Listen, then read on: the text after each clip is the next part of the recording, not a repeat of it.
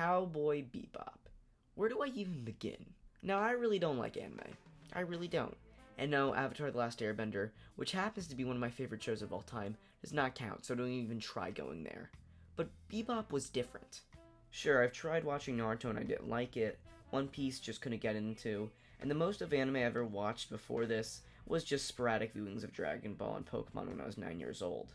But when I first heard of Cowboy Bebop and I learned it was only a season consisting of 26 episodes, had a decent fan base, amazing music, and the main character is voiced by Steve Blum of Transformers fame, No, master! No! I knew I had to watch it. So over the course of about 2 weeks, plus an extra week before I saw the movie, I watched it. And goddamn, was pretty good. The only way I can really do this show justice is by a whole video essay, and then another separate one for the movie. But like all A-plus class animated shows, like Avatar, a horrible, disgusting, and disrespectful live-action adaptation, of course, had to be made. And obviously, I knew it couldn't live up to the original show. Like, nothing can in a general way, but it was made by Netflix, so I knew it would be a whole different kind of subpar. Now, Cowboy Bebop is special for many things, which I will go into as we review. So knowing the big shoes of live action had to fill in, did they even try? Did they even do anything worth carrying the Bebop trademark? Well, that's a question that's hard to answer, but sadly for me, I just watched 10 episodes of it, so yeah, let's get into it. The first episode starts out with a scene that is obviously a riff off of the opening to the Cowboy Bebop movie, where a criminal, wronged by the capitalist corporations, takes people hostage, but instead of it being a random convenience store, it's the casino from Honky Tonk Woman. Because that episode doesn't even happen because they put Faye in this episode, which I'll get into more later. And also, the guy who originally holds the people hostage in the movie is more arrogant and more calm when dealing with the hostages, while this guy's just fucking insane. Just like in the movie, Spike wanders in, headphones and all, and beats the crap out of the robbers and Jet drops in to help. Goddamn Spike! And wow, props to the casting department and Mustafa Shakir. This guy's probably the best casting in the entire show. This guy sounds pretty damn similar to Jet. His demeanor and everything's just really good. Oh yeah, they even do the bit where the guy takes the woman hostage and Spike acts like he doesn't care.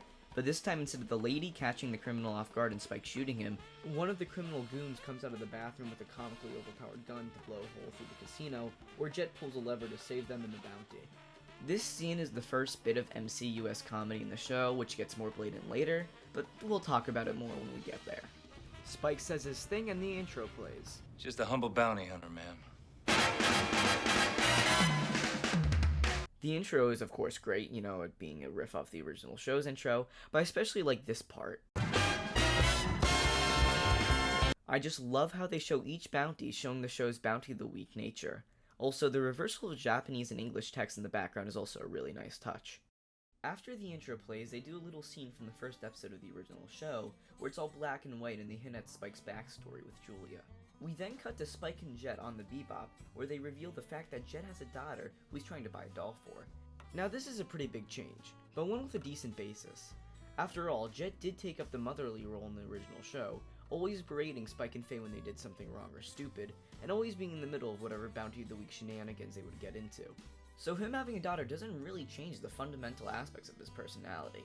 Now after this is where the episode really starts, because here on out, this episode's a retelling of the first Bebop episode, Asteroid Blues. We see Asimov and Katarina from Asteroid Blues go to a bar to sell some red-eye to a guy in the back room, where just like in the original show, Asimov takes some red-eye as a demonstration, and then brutally kills the syndicate goons who are after him. Jet and Spike arrive at Europa to turn the bounty they just got, where Jet runs into an old cop buddy of his, who is just a complete asshole. But here's the kicker. His cop buddy, who he now hates, is fucking his ex-wife. That's right, Jet Black, one of the most badass characters in fiction, being fucked over by a guy who is not only married to his ex-wife, but is also a cop. Wife fucker McGee tells Jet about Asimov on TJ. You're on fire, but your ex-wife asked me to throw you a bone every now and again, so... Well, you were throwing her your own bone, I bet. Okay, that was just a fucking stupid joke, shut up. And we cut to Spike and Jet discussing going after Asimov. Running after shipjackers is a wild goose chase. This guy's right in front of us. Last seen in New Tijuana. TJ, no. No TJ. What now? Do you know what I got the last time I was on TJ? Herpes? Okay, that was a decently funny joke, I'll give you that one. Spike is convinced to go after Asimov after Jet tells Spike that he needs to buy a doll for his daughter, and they go to TJ where they go look for him. Jet talks to a bartender about the Asimov bar fight, where she mentions a woman with purple hair. A woman with purple hair? I wonder who in the world she's talking about. Spike runs into the three old men, which is a running gag from the original show, where they give Spike a lead on Asimov. Spike also finds Katerina outside the hospital, where Asimov is being tended to. Katerina talks to Spike about running away to Mars, and Spike says she reminds him of someone he once knew. But I do think it's a tad bit on the nose to replay the black and white sequence with Julia, but whatever. It was time to wake up. Wow, those are some real pretty words there, Cowboy. Does that shit work on all the girls? Can I help you? And holy shit, Faye randomly comes in and holds Spike at gunpoint. Now see, this is the first real twist in storytelling here. Instead of meeting Faye in the casino in the third episode of the show, they meet her when competing to catch Asimov. Because apparently 10 episodes of this show is not enough to cover the first 5 episodes of the original show. Oh yeah, sorry if I'm just mentioning this now, but the 10 episodes in this show leave off on the 5th episode of the original show, which everyone knows is the amazing church episode. So we can only hope they don't screw up that amazing episode. Faye tells Spike that she's not actually after Asimov, but actually Katerina, because her rich dad wants her back. Katerina and Asimov then get away as Spike and Faye are distracted fighting each other, and Spike actually captures Faye and locks her up on the Bebop. See, if you couldn't tell by now, Faye is the most different from her original show's counterpart. Instead of being a seductive, smart-ass, cynical asshole who's confident and has a complex lone wolf facade like in the original show, live-action Faye is an MCU-esque, loud, bodacious kind of asshole who's always cursing. Shit work and fuck off. It's a little dick. Piece of shit. Fuck you! Fucking idiots. So unlike Spike and Jet where they keep their main personality traits, Faye's a totally different character. Spike and Jet go after Asimov where he takes some red-eye and the Syndicate comes in guns blazing. They do the thing where it's revealed that Katerina isn't really pregnant but is just carrying a bunch of red-eye, and Faye arrives as Katerina and Asimov takes off with Spike following right behind them. Asimov and Katerina get blasted by the ISSP, where they recreate the scene from the original show of Katerina dead floating in space with all the red-eye. After that, we cut to some Syndicate goons meeting up with Vicious. Fucking Vicious? In the first episode? You have 10 episodes, and you had to stick both Faye and Vicious in the first one? What the fuck? Oh yeah, Vicious is British now, which, yeah, looking at this cool, silent space samurai with a killer bird, the first thought is to make him British. Such a great decision, I love this show. I still can't believe they have both Faye and Vicious in the first episode. They might as well have Julia at this... Holy shit. You have to be kidding me. Julia too? In the first fucking episode? Did they even try thinking this through? So yeah, the episode ends on Vicious finding out Spike is alive and having the Julia reveal at the end. Yeah, we're off to a pretty rough start. Spike and Jet are probably the only positive parts, having them relatively the same with some things added for freshness, while some characters like Faye and Vicious are pretty much changed entirely. Faye is a bit more manageable compared to Vicious, who, trust me, only gets worse from here on out. Other than the tone of the show, which is a bit more goofy and MCU-esque, this show is just off to a manageable, but rough start. This episode starts out with an episode of Big Shot playing, where it's revealed that the next big bounty on the list is the Teddy Bear Bomber. Which again, why have him in the second episode of the show when in the original he's in the 22nd? Who knows, the writers certainly didn't care, so why should we? We then cut to Spike and Jet at a church waiting for the Teddy Bear Bomber, where Spike runs into a hitman where he ends up blowing the guy's brains out. Jet runs into the Teddy Bear Bomber, but ends up getting knocked out, and that's where the intro plays. After the intro, we see Spike and Jet use the prosthetic hand they got from the bomber to find him, and Spike takes off, and then we cut to... No. No fucking way. Gren? Fucking Gren? What the hell? You're genuinely running out of characters to introduce. Now, see in the original show, Gren was originally a man who was Vicious's comrade during the war, but after that, he was accused of being a spy and sent to military court. And since he heard it was his friend Vicious who testified against him, he was very distraught and was given experimental drugs to help with the pain. But the drugs had a side effect where he had an increase in estrogen, which caused him to develop female features. In the live-action show, Gren is a non-binary, David Bowie-esque employee at Annie's club. Oh yeah, Annie is also here, and now runs a club instead of a convenience store with Gren.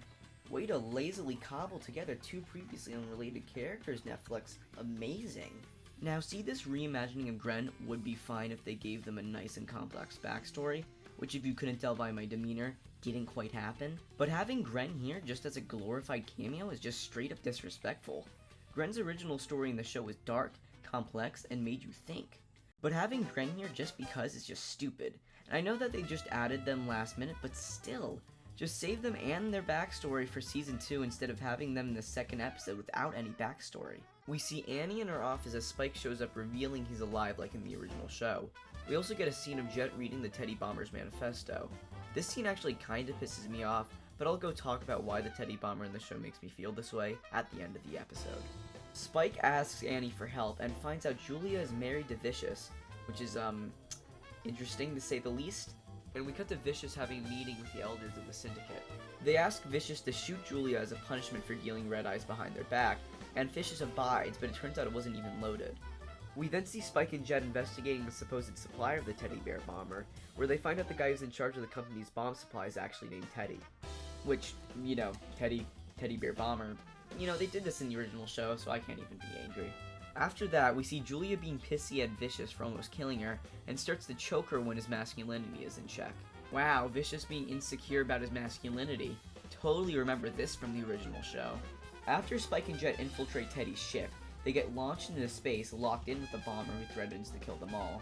But they obviously beat the shit out of him, and Jet takes the escape pod for himself and promises to come back for Spike. We then cut to Vicious getting pissed off learning Spike was the one who killed his hitman. And this is oddly where the episode ends. So yeah, Spike's still in space, everyone. Now I want to talk about how totally wasted the Teddy Bomber was. Now seeing the original series, the Teddy Bear Bomber was part of one of the best and funniest episodes of Cowboy Bebop, Cowboy Funk. And in the episode, when Spike was chasing the Teddy Bear Bomber, he ran into what can only be described as a real space cowboy. And it devolves into this really funny thing where Spike and the cowboy, who is named Andy, don't give a shit about the Teddy Bear Bomber, and they just want to fight each other while Teddy's getting pissed off because no one wants to hear his philosophy and why he's even doing the bombings in the first place. And at the end of the episode, the three of them get to a point where they actually respect each other. Spike and Andy actually learn to actually like and respect each other, and Teddy compliments them on their bravery. And when we actually learn why Teddy is doing what he does, he gives a great speech about the needless waste created by capitalism and colonization. Now the needlessly tall buildings represent them. But after seeing Andy being all goofy, he realizes in the end maybe what he was doing was needless anyway, and even gets a sweet moment with the ISSP guard who was holding him. But touching on the subject of Gren again, it's such a waste having them here without even acknowledging a backstory. They even appear for another 2 episodes in the show, but nothing in terms of backstory. In the original show, they only show up for 1, technically 2 because it's a 2-parter, but their story leaves on an impactful note. It makes you think. The 3rd episode starts with Spike getting the information that Vicious knows he's alive from a sushi guy and pays him extra to find out where Vicious does his business from. After that, we see Jet talking about finally getting the doll that he's been bitching about for the last 3 episodes, and then they randomly start playing Ask DNA from the Cowboy Bebop movie during Spike and Jet's conversation. Which is nice, yeah, but kind of a waste of one of the best Cowboy Bebop songs. I think this image is from a security camera, which means we need Woodcock. I'm praying that's a person. What another amazing zinger by the live-action Bebop crew, guys! Jet calls up an awfully horny woman named Woodcock, and wow, I fucking hate her. You know, Jed and I go way back, and I mean way back. Used to call him the Black Dog. You want to know why? Oh yes, God yes, please tell. Look, Also, was that last one a reference to Black Dog Serenade, Jet's backstory episode? Because if that is, that's just so dumb, man. There's no excuse for this horrible level of comedy they have in this show. Woodcock explains that all the victims of the bounty were all Earthers, and we get this just beauty of a scene. sounds to me like blackmail. You're damn right it is, because Jed, you are black and you are male. Seriously, favorite person ever. Fine. You know, someone had to watch the entirety of Cowboy Bebop and saw all the memorable lines and moments, and they thought to themselves, how do I contribute? How do I contribute to the legacy of one of the greatest shows of all time? And the only thing they could think of is if they gave an overly horny woman black jokes about Jet. And you know what? They got paid for it too. That's the worst part. Spike and Jet watch the footage in order to get some leads, and they find out he had a face changer done on him, and also they have to go to 2 different brothels, Betty's Boop and Betty's Bottom. I'm not even gonna go comment on that joke at this point. Jet tries to get his doll, but it's revealed that the bounty in this episode is in fact Abdul Hakim. Now in the original show, Abdul Hakim was a bounty head in the 2nd episode, who is the one who stole Ein and is the reason why Ein is introduced in the show. Now here in the live-action adaptation, he still steals Ein, but for different reasons that we'll get into later on when he actually does that, and he wasn't even that important in the original show, so I'm not too pissy about these changes. Hakeem and Spike have a showdown on the roof of the brothel, and Jet joins in, but Spike ends up falling off the roof and Jet catches him, but ends up sacrificing the doll in order to save him. He cut the Vicious with a bunch of naked people making drugs, which he decides to randomly kill all of them in a bout of British evilness. We see Julia at Annie's where they talk about running away from Vicious, and we see the sushi guy from earlier spot Vicious. After that, we then cut to Hakeem with a bunch of dogs that he randomly tries to put down with a shotgun, and Spike leaves Jet to talk to the sushi guy about Vicious's whereabouts. Spike and Jet talk to Mrs. BDSM about Hakeem, where she tells them where to find him while she whips a man who's tied up and barking. It turns out Hakeem is killing these rich people and stealing their dogs, and you can kind of obviously see where this is leading to. The guys go to Hakeem's place where they find Ein sitting there menacingly, and Ein leads them to Hakeem, where he reveals that he was planning to kill the dogs because the rich assholes his family were working for put themselves on the escape pods instead of his parents. Hakeem almost kills himself, but agrees to turn himself in, but the ISSP kills him in order not to pay the bounty payout to Spike and Jet. We then cut to Jet going to his daughter's birthday party, where instead of giving her the doll, he gives her a goddamn sniper rifle. My god, I didn't think they were to go there. Oh, wait, never mind, it's just a transition to what Spike is doing. Spike attempts to pull a Lee Harvey Oswald on Vicious. Mushy mushy. Hard to believe this guy is a genuine threat when he's this fucking campy. My god. Spike tries sniping Vicious, which he fails to do.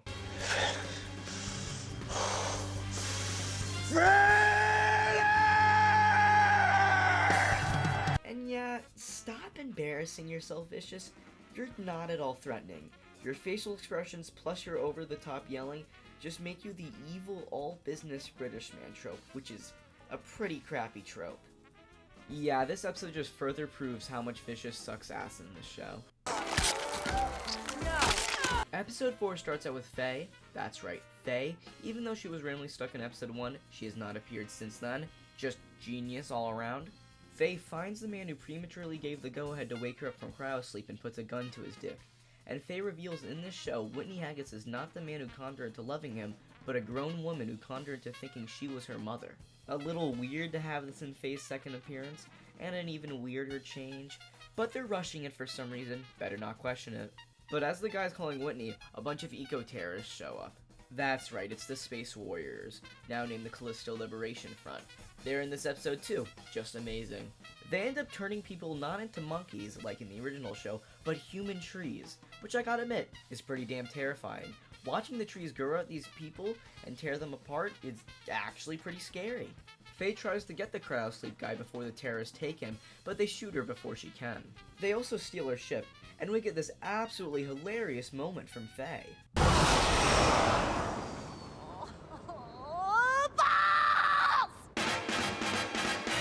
So hilarious. We then cut to Spike and Jet at a restaurant, where we just get some of the worst dialogue the series has to offer. You know they have bidets in the bathroom? Damn things are addictive. Please tell me you're talking about the bread. Bidets. Quite therapeutic. You know, and that gentle warm water really eases the stress while washing out the nooks and crannies. Stop. I'm begging you. Next big score, I'm getting one for the ship. Maybe two. Seriously, if you just replace Spike with Jerry and Jet with Kramer, I'd totally believe this came from a shitty episode of Seinfeld. Faye randomly interrupts Jet and Spike's sitcom-esque conversation to ask them for help to track down the terrorists. We then cut to Mother abusing her terrorist kids for fumbling the bag on the terrorist tree attack. After Jet invites her to the Bebop, Faye steals Ian and takes off in Spike's ship. And after that, we cut to Julia playing the piano and Vicious tells her that she's going to be taken off planet because he's going to go and kill off the elders. Julia tells Vicious to get Mao, who's apparently a woman now, to help with the coup against the elders. Faye gets to her ship and finds the cryosleep guy turned into a tree, but without his phone, which she needed to find Whitney. And Spike and Jet bring her back to the Bebop to help her find the terrorists. We then cut to Gren at Annie's club, when Julia comes and greets them, and Julia asks Annie to reach out to Mao to meet with her. The Bebop gang then head to where the terrorists supposedly are, but just find a bunch of terraformers that were turned into trees. They then run into the terrorists preparing to launch missiles, and they go and try to stop it. As they're fighting, Faye gets a hold of the cryosleep guy's communicator, but ends up being distracted and letting them get away. Faye chases her ship but gets a call from Whitney on the cryosleep guy's communicator. Whitney, thinking Faye's the cryo guy, tells her about her whereabouts. Faye also ends up stopping another missile that was headed for Spike and Jet, but ends up crashing her ship in the process. As she's crashing, she finally comes to terms with her identity, not as the girl with no memory that came out of cryosleep, but Faye Valentine. Oh, and one of the terrorists murder-suicides themselves and Mother. After that, we see Faye being woken up on the Bebop, and we leave off with Faye accepting her place on the ship and with the crew. Yeah, this episode was meh, though I do think Faye's arc and backstory are feeling a bit rushed. Yeah. We start out this episode with a flashback of Jet and his cop buddy Fad looking for a syndicate criminal named Uday Taksim, who is apparently getting inside info from a dirty cop. And yes, if you couldn't tell, this episode's a retelling of the original Bebop's Black Dog Serenade. And is it as good? No. The obvious chase scene of Uday plays out, but this time Jet gets blinded by car lights instead of a searchlight, but still gets shot in the arm. After the intro plays, we see Jet ranting about the Bebop music genre to Faye, and they go catch an episode of Big Shot. We also see Cowboy Andy be referenced, which pisses me off that he's regulated to just a cameo, but whatever. Jet finds out Uday is out on the run from the episode of Big Shot, and takes off to find him and makes Spike and Faye team up to find their own bounties. We also find out as Jet is going through old newspapers that Jet got fired and arrested because the ISSP convicted him of being a dirty cop, which I just can't believe. He got shot by the bastard, why would he be working with him? It just doesn't make sense at all. Jet meets up with his old cop buddy Fad, and they go off in search of Uday. We then cut to Vicious and Julia preparing to meet up with Mao, where he just drops a damn stupid line. It has to go away. I'll kill that bitch. We then see Spike and Faye picking the bounty they're going to chase, but both their choices end up being taken off the board. Jet and Fad go interrogate an ex-syndicate member named Dagmar, who tells them when Uday is going to show up. They also almost get caught by Chalmers, but Fad ends up taking him out by breaking a giant bong, causing him to be knocked out by the opium in the air. Okay, that was kind of funny. After a scene of Spike and Faye trading Battlescar stories, we then see the cop buddies discussing what to do next when they get the idea to try to find Uday at the Interplanetary Sorting Station. We then cut to Vicious meeting with Mao, who in this adaptation is a female ruthless syndicate leader, who is way different than the mild-mannered male syndicate leader who was a mentor to Spike, and was trying to end the bloodshed between the rivaling syndicates. Vicious proposes to Mao the idea of a coup, and we just get one of the worst scenes of the entire show. And the first man that wronged him carved on him for days, until finally, he took off his balls. He did it to send a message. In his words, You'll never know true power until you've tasted the testicles of a man who's wronged you. Well, tell him. I have two to give him. I don't know what's worse. The fact today I'd hear the statement, "You'll never know true power until you tasted the testicles of a man who's wronged you," the fact that this came from an adaptation of Cowboy Bebop, or the fact Vicious' reaction is like, "Oh, yeah, this is normal, that's something I can respect." Vicious calls off the deal after Mao brings up Spike, and Julia breaks out into song. Yeah, I have nothing to say. I'm just done. I don't even know how to go on anymore. After another scene of Spike and Faye bonding, we cut to Jet and Fad looking for Uday.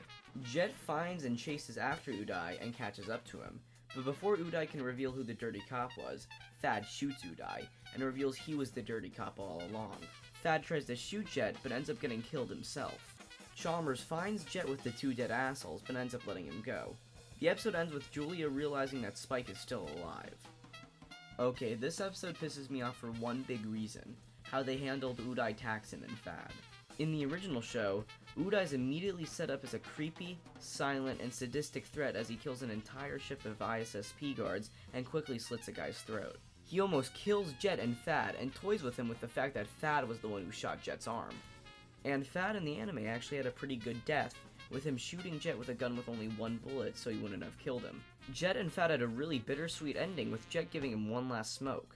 In the adaptation, Uday gets not even 30 seconds of screen time, and not even a full sentence. The only thing we even see him doing in both of his only 2 scenes is just run from Jet. And here, Fad is just a straight up asshole dirty cop who doesn't give a shit about Jet. Oh, yeah, and the whole thing about Jet being arrested as a dirty cop is just plain stupid. Episode 6 starts out with a mechanic working on the Bebop with a pissed off Jet, who goes off to talk to Spike about bounties. Spike finds a photo of Julia and starts having flashbacks, but ends up throwing away the photo.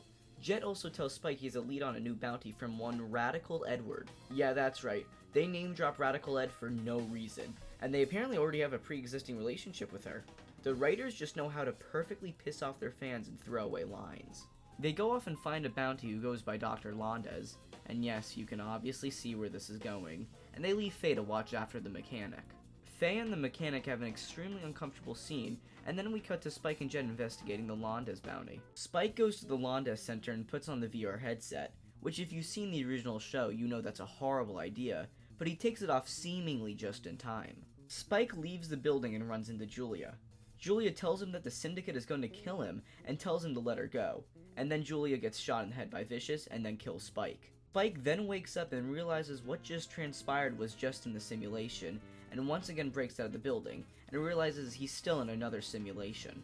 We cut to Spike strapped down to the chair in real life, when we see Londes' tower of TVs rising from the floor, and Spike goes through the same events again and again. Though I do love the distorted filter on everything, showing that it's still a simulation. Julia in the simulation keeps trying to get Spike to let her go, and Spike takes Julia away, while Jet in the real world goes to find out what's going on with Spike. Jet finds the unconscious Spike and runs into a guy sent by Radical Ed. He reveals that Londes is actually just a rogue AI, which is just really, really stupid. But I'm gonna save my rant for after we're done talking about the episode. We cut to, oh, Jesus, yeah, they fucked. Faye and the mechanic fucked. Okay, yeah. You're the first. Wow. First orgasm ever. Good on me. This scene was weird. On the first watch, I legit took off my headphones, got up, and left the room to clear my head. Faye vents to the mechanic that she has total amnesia and doesn't remember her past when they share a kiss. Spike takes the simulation Julia to a hotel, where she continues to beg him to forget her. Jet goes to Earth to shut down the AI, as Spike restarts the simulation once again as it gets more deteriorated. Jet catches Faye in bed with the mechanic, and they rush to save Spike's life. Simulation Julia guilt trips Spike using a mysterious incident from his past involving murdering a little girl.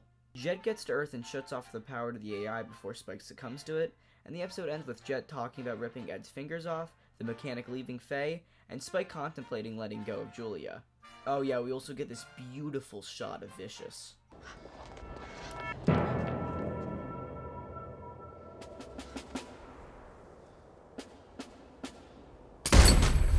Now, my main gripe with this episode is how they wasted the Londes story. Now, in the original show, Londes was at first an old cult leader who would kill people by transferring their consciousness using a VR headset, but actually turned out to be a comatose teenager who was in a tragic accident, causing him to be paralyzed. This whole cult thing is very much an homage to the real-life cult Heaven's Gate. But the episode adds on kind of a sad note when they disconnect Londes from the internet, and now he's just trapped in a prison of his own. But here in the live-action show, he's just a rogue AI. That's it. I guess it's kind of a reference to Ed befriending that rogue AI in the episode Jamming with Edward. But there they actually developed the AI's story with the AI just being lonely and wanting a friend. Here, it just doesn't have a personality. It's just a plot device for Spike to rehash his search for Julia. See, one of the big problems with this show is they're too lazy. They don't want us to think. They don't want to develop stories with interesting themes and philosophies, and they just want to make forgettable plot devices like the Teddy Bear Bomber and Londes. All they want to do is just develop the Spike and the Syndicate storyline. Yes, we will, naughty boy. This episode starts out with Faye and Spike having some of the worst dialogue on television. You know that's not real, right? Fantasy. What I can't tell is real is whether or not I'm into butts or boobs. Like bubble butts. Bubble butts are nice. It's like the writers saw all the witty banter and dialogue from the original show and went, yeah, I can do that, and proceeded to write dialogue you'd see in your average Reddit comment section. Faye gets interrupted by Whitney Haggis, who, as I said earlier, conned Faye into believing she was her mother, and promises Faye's identikit, which is apparently what will tell Faye her identity, even though in the original show all records were destroyed because of the astral gate explosion. But she only promises it if Faye can give her a lift off planet. Faye lies that Winnie is actually her real mother, and Winnie hits it off with Spike and Jet. Jet, Santo does have the best comms infrastructure of any city. What? I got a soft spot for mommies. You're a sick man, Spike Spiegel. I can't even find the will to go on anymore. It's too much. They agree to take Whitney to Santo when we cut to Anna and Gren being interrupted by Julia. Julia berates Anna for not telling her Spike's alive. Oh, by the way, to Julia, Spike's name is Fearless because in this show, Spike is a fake name and Fearless is his real one. Stupid, I know. And Anna tells her not to go find him in fear of Vicious's retaliation. Jet starts to doubt Whitney's phony story and starts to investigate what is really going on, and then finds out Whitney is actually a con artist, and Faye tells him the truth about Whitney and her amnesia. Before they can do anything about the situation at hand, a notorious Russian arms dealer named the Iron Mink threatens to blow up everyone unless they hand over Whitney. Mink reveals that he is Whitney's ex, and now the Bebop gang has to deal with Whitney in time for Jet's daughter's recital. Jet lets Whitney take Faye to her identikit as they try to lead the Iron Mink away, and we cut to the Testicles guy from episode 5 having a meeting with Vicious and Mao about recruiting him for the coup against the Elders. And for some reason we get the title card 25 minutes into the episode? Weird? Well, it seemed like the fastest way to put distance between us and the docks. Yeah? Does it seem fast? Yeah. Does it seem fast to you? He must really love you. Oh. He did good, huh? I like to think we make each other happy. Yeah, sorry, this is the best joke in the entire series. I know it's a gay joke, but it's still the best joke in the entire series. I just love how Spike gets so into it. Faye and Winnie accuse some random sad valet of sexual assault in order to get a car to get where they're going. How did they get Faye to be more of an asshole than the original series? Truly an accomplishment. We cut to Julia asking Mao to kill Vicious in order for her to get a ticket out of the Syndicate to have a life with Spike. Faye and Whitney discuss their past together as Jet goes to his daughter's recital virtually. Oh yeah, we get our first scene of Chalmers not being a complete asshole. Yay. Oh yeah, we get another pretty funny scene of Jet attending his daughter's recital as Spike is getting his ass kicked in the background. So yeah, this episode is the funniest in the entire show with 2 whole funny jokes. Amazing! Faye gets her identikit, but it only contains a VHS, but Mink ends up finding her and Whitney before they can flee. But it turns out it didn't matter because all along Mink wasn't trying to kill Whitney, it was just a really drawn out kink roleplay between the two of them. What? Is it just that they had no idea how to resolve this episode's conflict, so they just got a dartboard, wrote a bunch of sentences, and landed on sex roleplay? What? After that highly uncomfortable scene, Faye steals Whitney's ship and returns to the Bebop. And now on the Bebop, she puts in the VHS tape that she found, and just like in the original show, the VHS plays a video of her young self asking about the future, and that's where the episode ends. Yeah, not too much to say about this episode. A few funny jokes here and there, but the whole sex roleplay twist really pissed me off. And the whole VHS thing with Faye was really nice like in the original show, but did feel a bit rushed. This episode starts out with Vicious and his goons breaking out a supposed experiment gone wrong, who Vicious is trying to contract to use as a hitman to kill Spike. He releases the test subject where we learn this man is none other than the Mad Pierrot LaFau. Do they just have to make everything related to Vicious in the Syndicate? Like, Christ, you're ruining the value and story of every single bounty from the original show by just making them another variable in the Spike and Vicious Syndicate storyline. Oh yeah, he also hates dogs now instead of cats. Do they just get high off of changing random shit, like some sort of pleasure? We cut to Jet going bowling with the Bebop gang, including Ein, where they surprise Faye with a cake declaring this day as her birthday. As they leave the bowling alley, Spike gets a visit from LaFau and leaves Spike with his ass beat, but he's scared away by Ein, cause you know, LaFau's scared of dogs now. Jet goes and visits the old horny woman from a few episodes ago about LaFau, where she tells him that he's a phantom and probably part of the Syndicate. She also goes and tells Jet that Spike, like LaFau, also does not have any sign of ever existing. Oh yeah, it also turns out that LaFau has a neural link with Ein because he's one of the dogs that LaFau was experimented on with. What? Oh, and get this. LaFau broadcasts a hologram through Ein's eyes, telling Spike to meet him or else he kills Jet and Faye.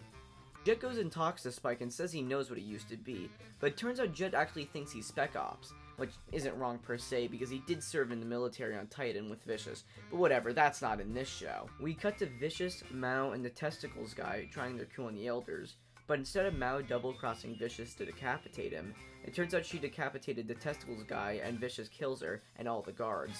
It's also revealed before he kills the Elders that the main Elder is actually his father. He kills his father, now all the Syndicate belongs to him and him alone. The Bebop gang go and get LeFau, but Jet and Faye get stranded on the Bebop after Spike puts a virus on the ship so he could face down LeFau alone. Spike goes to face down the clown at the amusement park, this time Earthland instead of Spaceland, and they end up trading throwing knives and bullets. Spike, in order to gain the upper hand, throws a toy dog at him, which gives Spike the chance to stab him in the knee. Like in the original show, LeFau cries for his mom in reaction to getting stabbed in the knee, but this time instead of getting crushed to death, he dies by floating into space. This episode ends with a cut to Vicious confronting Julia while holding Mao's severed head. This episode was a bit weird. I felt it a bit forced to connect Ein to LeFau and using him as a Spike and Syndicate plot device, pretty much like every other bounty head in the show, so yeah, it kinda sucked. You let a woman shave your balls with a straight razor. Well, I was gonna let a man do it. This episode is a flashback episode, so it's a doozy, alright. The episode starts with Spike and Vicious in the past talking about shaving balls and how a woman shaved his. I told you this episode would be a doozy. A man comes in the room talking about how they're going to take down the Syndicate, and they brutally murder him. A woman and her child accidentally walks in on the murder, and Spike decides to spare them when he talks about how killing kids goes against the code of the Syndicate. After the intro, we cut to Anna's, where Spike and Vicious are talking to their boss about a big deal that's going down, and how he wants them there in order to earn their future status as capos. Vicious leaves the table, but the boss tells Spike that there's something fucked up with Vicious, and how Spike has to make sure he doesn't mess up the deal. Spike and Vicious go sit down somewhere else together and drink as Julia goes up to sing, and they both immediately fall in love with her. Vicious takes Julia on a picnic where they kiss, but Vicious asks Spike to come on a second date with them. After that, Spike and Vicious go to the deal that was mentioned earlier, while Julia is hired as Anna's new headliner. We learn that Vicious fucked up the deal by attempting to cut off a guy's hand, and now both Spike and Vicious are now in deep shit. They go drinking and Spike says the thing. Whatever happens, happens. Such an influential line that you just wasted in a throwaway scene. Julia joins them at the table, and since Vicious is too busy getting drunk, Julia goes up and dances with Spike instead. As they're up there dancing, Spike tells Julia that Vicious is the only reason why he's still alive, because he was the one who convinced the Syndicate to take him in as kids. As Spike, Julia, and Vicious are driving out of the club, Vicious sees one of the dealers from the deal he fucked up, and Vicious smashes his face in as Julia watches, and Spike has to take her home. Vicious tortures the poor guy while Julia and Spike get it on behind Vicious's back. The boss calls Spike in, telling him to kill Vicious in order to prevent a war with the gang Vicious angered. Hell, Vicious is such an asshole, his own father was the one who sanctioned the kill on him, and was the one who wanted Spike to do it actually. Spike goes to Vicious's place, and Spike, seeing Vicious being seemingly sad over his murder, doesn't kill him. Instead, Spike goes and decides to kill all of the gang in order to prevent Vicious's death. But as after Spike kills all of them, he lets a little girl go, but as she's running away, he decides to shoot her for some reason. I don't know, we need Spike's past to be tragic, so the best thing you could do is kill a kid. After that whole ordeal, Spike goes to Julia and tells him he's leaving the Syndicate, and that he wants Julia to run away with him, which she agrees to, and tells her to meet her someplace after. Spike meets with Anna to get papers, and takes the famous heroes like in the original show. Vicious's father finds him blackout drunk, and tells him he's proud of him for taking out the gang, but punches him when he lies that he actually did it when it was just Spike's accomplishment. He also tells him that Spike and Julia are running away, and Vicious goes after them. Vicious goes to Anna to interrogate her and stabs her through the leg, which gives her the limp we see in all her scenes in the show, and Vicious gets Spike's location. Spike waits at the spot for Julia, but instead only finds Vicious, who tells Spike that she chose him instead of Spike, and attempts to kill him. Spike gets shot and falls in the river, supposedly killing him to the Syndicate's knowledge. And the episode ends with... Huh? Are you fucking kidding me? You put the most famous end card from the original show in a fucking flashback episode? The whole point of that end card is that it was the final end card. You know, in the fucking finale. Yeah, I couldn't give a shit about this episode, because there's no real equivalent to it in the original show. But I'm just super pissed off that they use You're Gonna Carry That Weight for this episode.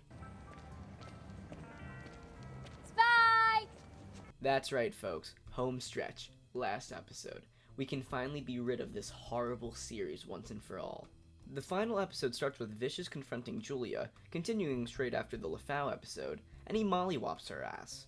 She tells him that she didn't want him dead because Spike is alive, but because he's not a man at all, just a dumbass. Vicious is so hurt by this comment, he vows to hurt Julia so much that she's going to be begging for death, and promises Spike's head as company. After that, we cut to Spike waking up after the LeFau incident, as Jet and Faye are looking for him at Earthland. Spike wakes up and sees he's at Anna's, and he finds Gren and Anna at the bar. As Jet and Faye are looking for Spike, Faye learns where she grew up but promises to keep it to herself until they deal with Spike. Spike promises to Anna that he'll kill Vicious and keep Julia safe as Faye and Jet come to the bar. As they reunite, Jet hugs him as he thought he lost him, but gets a call from his daughter that she's been kidnapped. Jet asks Spike who he really is, and Spike reveals he used to be a syndicate hitman, and Jet almost kills him. Spike and the gang go and try to get Jet's daughter, but Jet sees going to turn Spike in because Spike lied to him, and Faye says this. I won't carry that weight. Okay, I'm not even going to try to talk about this, because this line pisses me off so much. Faye leaves Jet and Spike, and we cut to some of Vicious's goons talking to Julia, as she bargains with them to let her go. One of the goons asks Julia if she ever loved Vicious, and Julia says she loves Spike, which is apparently so powerful it causes the syndicate goon to have a change of heart and kill the other goons to let Julia go. Jet meets with Vicious and lets them go get Spike from the trunk, but it turns out Jet and Spike hatched a plan, and now both of them are fighting against the syndicate. But it also turns out Vicious and Jet's daughter were just a hologram, and more syndicate goons come to take the pair in. We cut to Julia waking up after escaping and trying to get out of the car wreckage, and Jet and Spike wake up inside of the famous church from episode 5 of the original show, where Spike tells Jet he's set to be executed. Vicious comes in and tells Spike he already has a space in the family crypt for him, and makes him watch Jet and his daughter get executed. But before that happens, Faye comes in to save the day. A decently cool reversal from the original where Spike was the one saving Faye at the church. Faye takes Jet and his daughter away to safety, but leaves Spike to kill Vicious. And Spike walks to the church as the best song in the entire show plays. I don't feel a thing, and I stop remembering. Days are just like moments turned to hours. Spike pretty much does the only one-to-one scene recreation from the original show, going up the stairs of the church as he kills more and more syndicate. He has his face-off with Vicious in front of the stained glass, which is one of the best scenes in the original show, but they put a little samurai flute there just to make it a tiny bit shittier in this one.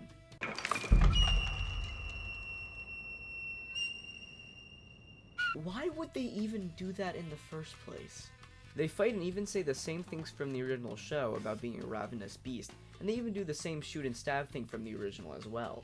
But before Vicious can finish off Spike, guess what happens? Julia comes and shoots Vicious, but instead of going with Spike, she is mad at him for letting her stay with Vicious, and tells Spike that she's going to be the head of the syndicate, but Spike needs to finish off Vicious first. Oh, and she's going full psychopath mode, saying that Spike should carry his head on a pike to the temple, and the rule will be theirs. Spike says no to being part of the syndicate, and Julia decides to be the one to shoot Spike and make him fall through the stained glass like in the original show. Okay, really? Are you joking? Setting up Julia to be the villain for your supposed season 2? What is wrong with you? Chalmers and Jet's ex picks up Jet's daughter and just leaves him on the sidewalk as his own daughter calls Chalmers daddy. Faye packs up her things and leaves the Bebop to go find her original home, and leaves Jet to wallow in his depression. We cut to Vicious waking up chained to a pole, where Julia says he's an elder now, and Julia will be speaking on his behalf, and she almost puts a bullet in his head but nothing fires. After that, we see Spike walking back to the Bebop, where Jet says he's not welcome back on the Bebop, and that he will kill Spike if he ever sees him again. And Spike walks away not knowing what's next for him. By the way, this is all just setting up a Getting the Gang Back Together Season 2 premiere episode if you couldn't tell. We then see Spike walking out of a bar and passing out, where he's waken up by goddamn Radical Edward, who's incredibly annoying by the way, but I feel like this scene could have just been more tolerable. And she tells Spike that she has a bounty head for him named Vincent Villaju, aka the Butterfly Man. That's right, folks. They were setting up Vincent Villaju, the main villain of the Cowboy Bebop movie, to be the main antagonist of Season 2. Just amazing. And the ending card used in this episode is the one used in Ed's final episode in the original show, because this episode sure was about her. The end. So wow. Yeah, that was a lot to take in. So what did this series do well? Well, there was a few decent jokes here and there, the action's pretty good, and there's no issue with the acting. Well, at least for most of them, and the CGI was great. Though my main thing I really did like in the show is showing more of the camaraderie and the family dynamic the Bebop crew has. But what did the show get wrong? A bit to say the least. Let's start out with something simple. Spike, Vicious, and Julia. Spike is pretty good, but the fact that everything he does in this show is related to his past with the Syndicate makes it really boring and redundant for him. Now Vicious, oh boy does he suck. They turned what used to be a silent, sadistic, kinda badass mobster with a killer bird as pet into a loud, annoying, insecure asshole whose only driving force is he doesn't want to be looked down upon as a man. Now the thing with Julia, she didn't really have much of a character in the original show, but is this new sadistic psychopath character any better than barely any character at all? Now before I went to write this part of the script, I went to rewatch some of the episodes of the original show, and I realized something. This show will never reach anywhere near the emotional peak of the original Cowboy Bebop. And one of the emotional peaks of that show was a fucking egg-eating scene, which is no issue with the original show. That scene can make grown men cry. But in this show, they don't even care to make you feel. They just shoehorn in random shit from the original show and call it a day. Like, just because you have the carry the weight line doesn't mean it has the original meaning and emotional depth it had in the original. Just because you have Dr. Londas doesn't mean it has the interesting views on religion and what it's like to be alone like in the original show. Just because you have the teddy bear bomber doesn't mean you have the views and warnings he brought to the topic of capitalism he had within the original show. And just because you have the original Bebop crew doesn't mean you have the emotional depth they all brought to the table, because you can't write Netflix. And speaking of shoehorning in random characters, did you know Lin and Shin were in the show? Because I sure as hell did not until after I finished watching the show. The only reason why I ever knew is because Anna randomly name dropped one of them in the finale, and I noticed that upon rewatching it. And it's not like they're coming back for a planned season 2, because Spike killed them during the church scene, which I didn't even notice because they were just treated like random syndicate goons. This is another prime example of just how lazily they decided to take things from the source material. This show just couldn't carry the weight, and that weight being the emotional and philosophical themes it had to show us. And I leave you with that, dear Netflix. But you have a second chance to right these wrongs. With the new live-action One Piece getting announced for a season 2, will this adaptation continue to carry the emotional and philosophical weight of the original? Or will it be another Ballad of Fallen Angels like Cowboy Bebop? See, Netflix? I can say random shit from the original show without it meaning anything too. See?